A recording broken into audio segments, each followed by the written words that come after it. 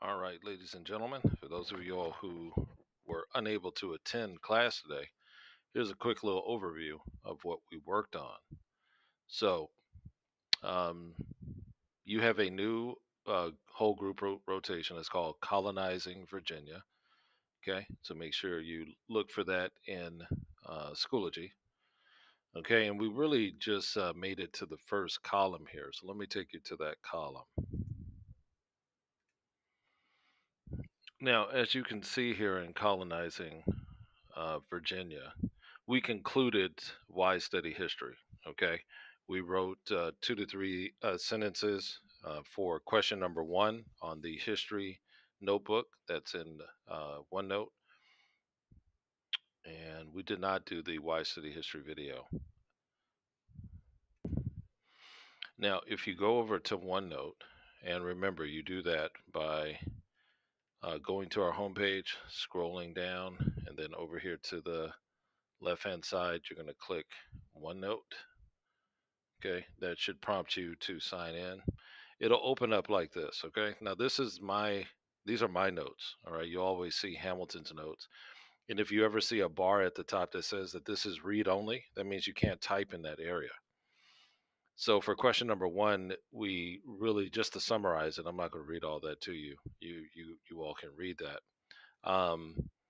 We really just talked about in 2 sentences, 2 to 3 sentences, 3 sentences about our American experience, okay, through the lens of our families, through our personal experience. And you can see my example here. You can just pause it and read it uh, to figure out what you can write. Now, there's also a little sentence starter over here as well that you can use. I think I reworded this for mine, and you can do the same. Next, this may not be attached to your video, but if you slide the slider or the page over to the right, you'll see this video that I attached on my form. Okay. So if you have been to Washington, D.C. and visited the U.S. Capitol, then just make a list of things that you know about, or you can do a Google search and research the U.S. Capitol. When was it built? Who built it? What's inside of it? Okay. Or you can just watch this. It's about 8 minutes long. I don't think we watched the entire video in class, but we just pulled out, I think, 4 or 5 interesting facts, and they just typed it in a list right here. Okay. Do not complete question number three. We didn't do that in class. I'm not requiring this one. Okay. So when you click on OneNote, make sure you go over here to your name. You click on your name. That will bring up handouts. You click on handouts and then find the history notebook page, the 34, already sent to you. All right. Now, when you get over here, um, we also we watched a video on Roanoke and we made a Padlet. All right. Now, that link may still be up. If you want to contribute or type on the Padlet, you certainly can. It's a survival list of things that you would need if you were a new settler coming to America and coming to the New World. Now, tomorrow, we're really going to concentrate on the next two, the online learning activity and the teacher offline learning activity. And so, excuse me, we're going to spend about 20 to 25 minutes on this, and you'll notice that it's changed a little bit. There are two categories. There's category one and category two. And what you're going to do is you're going to choose one activity from each category. Read the audiobook and do the escape room. That's in Google Classroom.